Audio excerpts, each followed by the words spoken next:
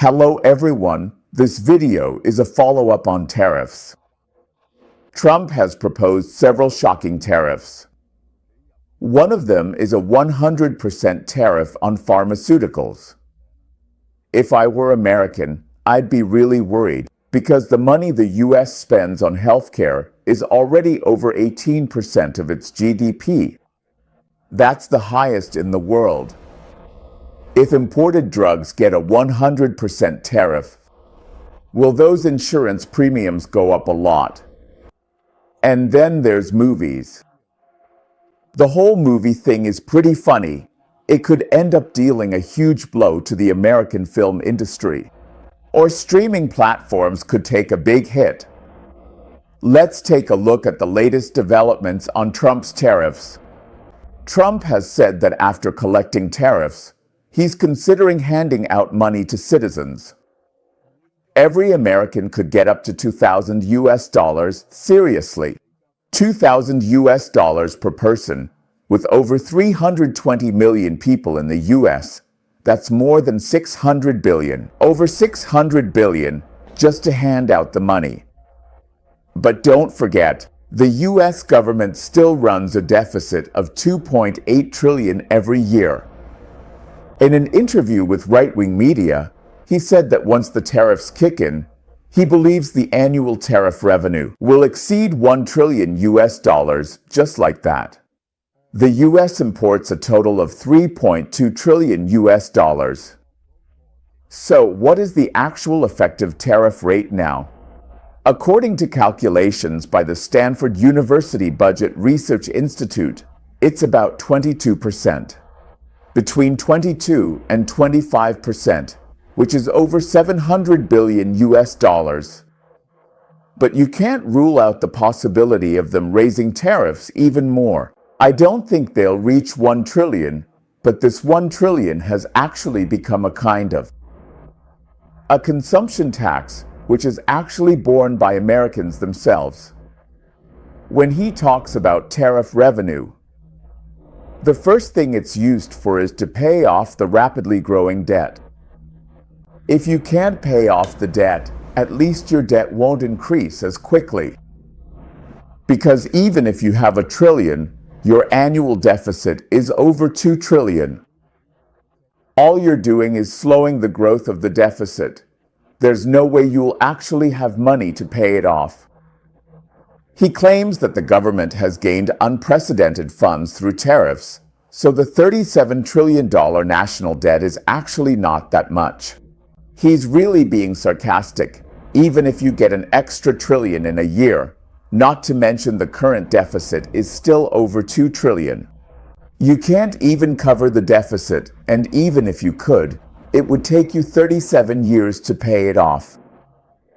They're considering handing out $1,000 to $2,000, but what's even more urgently in need of cash handouts?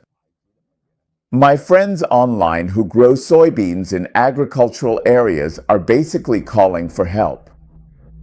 Because right now it's soybean harvest season, and this year, China's imports of soybeans from the US is zero.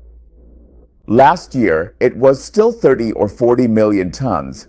So what are they supposed to do with those 30 or 40 million tons now? According to data from the US Treasury Department, the federal government has already received $214.9 billion in revenue for 2025. In September, tariff revenue was $31.3 billion.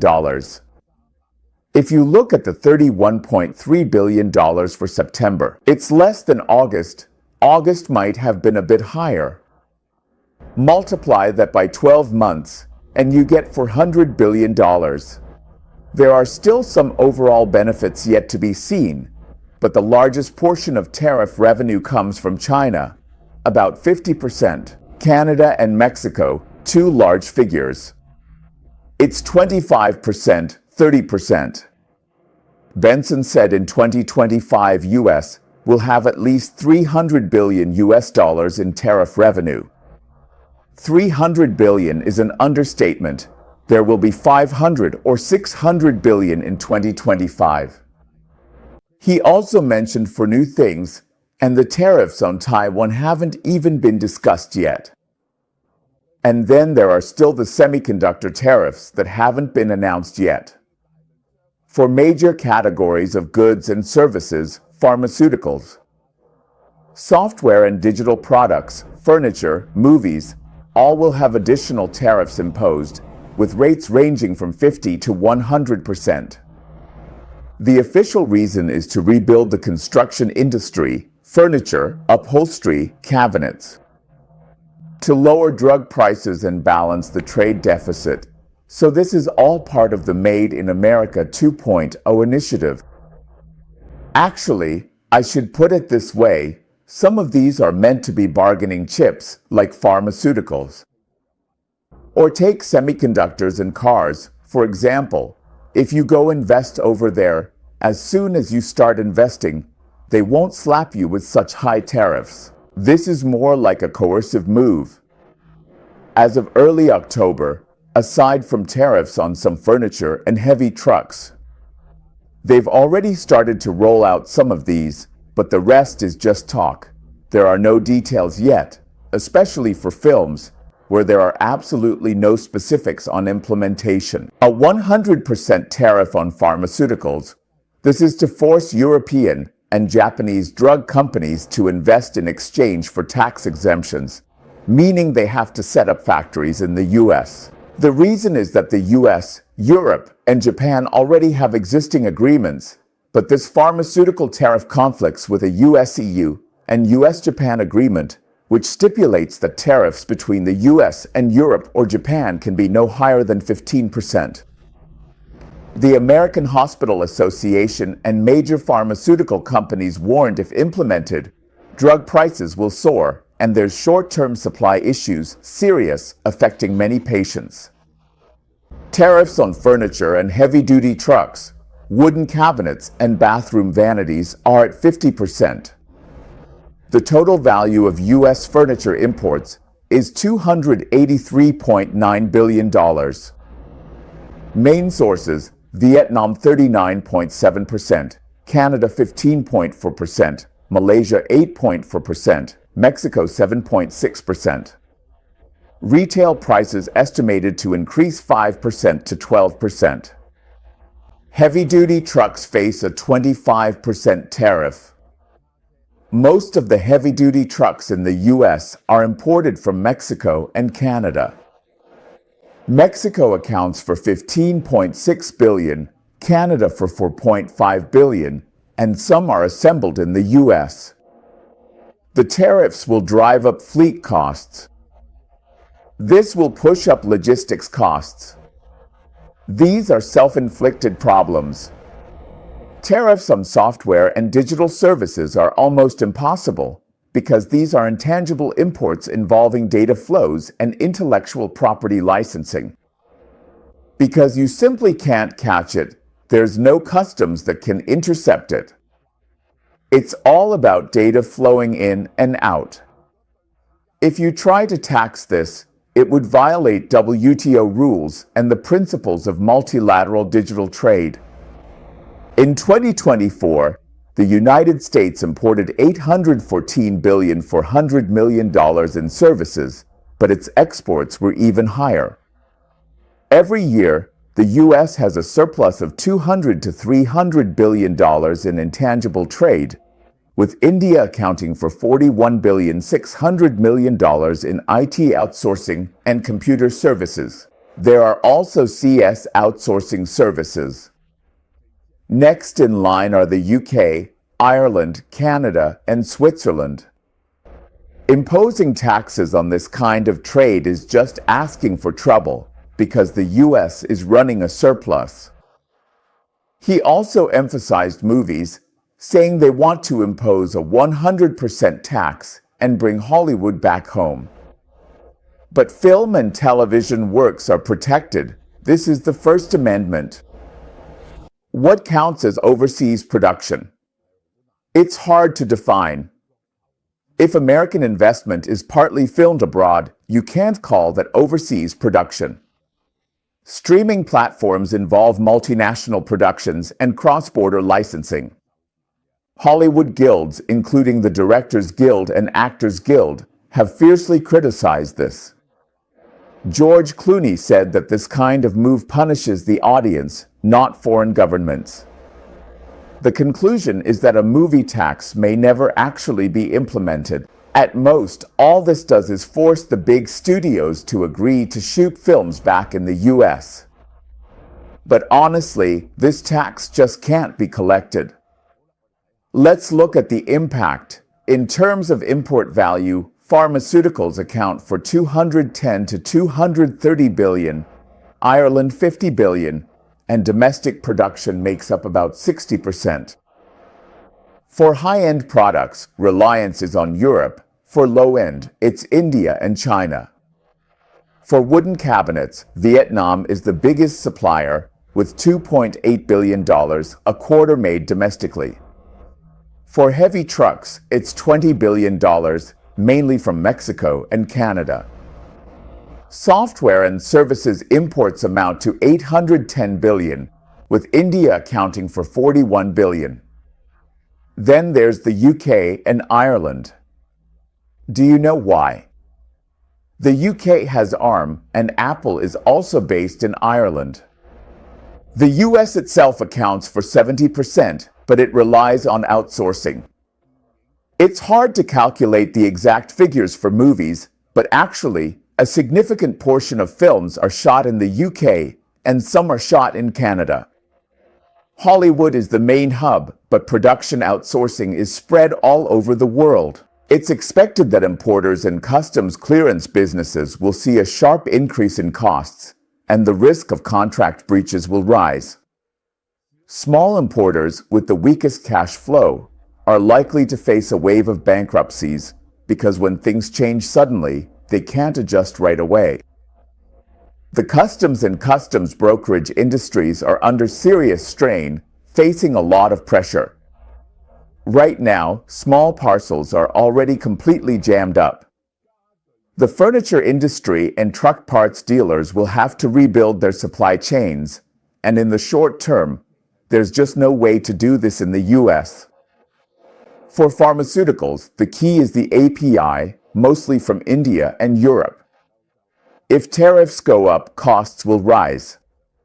For software outsourcing companies, especially in India, they risk losing business, ending up with nothing to do.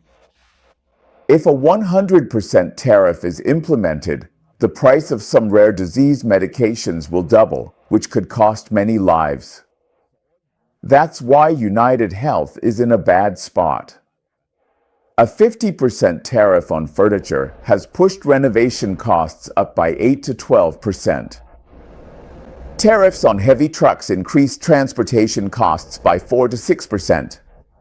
Supply of movies and streaming content reduced, thus increased ticket prices. Public hospitals face increased procurement costs. Insurance companies raised co-payments. The most vulnerable are those with rare diseases and chronic illnesses. They rely heavily on medication, so if there are supply chain delays and drug shortages, it becomes a public health risk. Pfizer and US President Donald Trump agreed to a 3-year grace period. In exchange, they lowered the prices of some American pharmaceuticals. Donald Trump discovered that the same medications in the US were more than twice as expensive as in Europe and Japan. He demanded that they lower the prices, and he said he wanted to create an American pharmaceutical company with himself as the chairman that would sell medicine without making huge profits, a company with a conscience. Pfizer would sell some of its products at an average 50% discount on a direct sales website called TrumpRx, which would be overseen by the US government. This program allows Americans to buy prescription drugs at government-negotiated discounts, which is why it carries the Trump name. The European Commission responded by saying, "No, our pharmaceutical agreement is still in effect, with a maximum discount of 15%. If the US insists on 100%, the EU will take the case to the WTO or retaliate." The European pharmaceutical industry has warned that in the worst-case scenario, if this really happens, it would be a fatal blow to the European pharmaceutical sector. Japan's METI hopes to maintain the current framework. Pharmaceutical companies invested in the U.S. and automotive and furniture industries plan Mexico factories. To avoid tariffs, the UK government lobbies for exemptions, but the London market already reflects fluctuations in pharmaceutical company stock prices. Without exemptions, UK pharmaceutical exports will be severely impacted. Johnson & Johnson, AstraZeneca, and India's Ministry of Commerce are closely assessing the situation. There are hints or moves towards reciprocal measures, but it's meaningless. The U.S. IT services sector is concerned that if the U.S. imposes taxes on software, it will undermine the core competitiveness of India's outsourcing business. Especially for India, a lot of customer service calls nowadays are answered by Indians, but soon these will be handled by AI instead of people, so there will be no need for outsourcing. Let's take a look at the impact. If all these measures are implemented for pharmaceuticals, prices could drop by 20%, but medical expenses would increase by 10% to 15%. This is a serious issue. The pressure on healthcare system staff will rise, and there could be shortages of high-risk brands. Furniture imports decrease 15%, retail prices rising 8–12%, employment furniture dropping 5%. Vietnamese-Canadian supply chains hit. Heavy vehicles drop 10%, car prices rising 5–7%, logistics costs increasing 4–6%. This would actually benefit Tesla. Tesla's semis would become even more popular since they're all domestically made. Software services would drop by 5%. This is due to outsourcing. Cloud service prices rise, and Indian outsourcing companies are in trouble. Skilled workers would be redistributed globally. Impact isn't obvious, but ticket prices would rise 5 to 10%, and fewer international film releases. Pharmaceutical announcements haven't been implemented. Section 232, the regulatory basis. Conflicts between tax rates and treaties cause lawsuits. For furniture and heavy trucks, measures take effect December 1st. These have been implemented. Pharmaceutical prices have appreciated. This software is an announcement without concrete legal basis. There's no legal foundation for movies. These political declarations are impossible to implement. The Donald Trump administration's wave of tariff offensives is a negotiation tool, not an economic policy. Basically, they're using tariffs to threaten you, forcing you to invest in the United States. Then, by getting you to do these things in the US, he can tell the working class that he's protecting American manufacturing, saying, now they're coming to set up factories in America.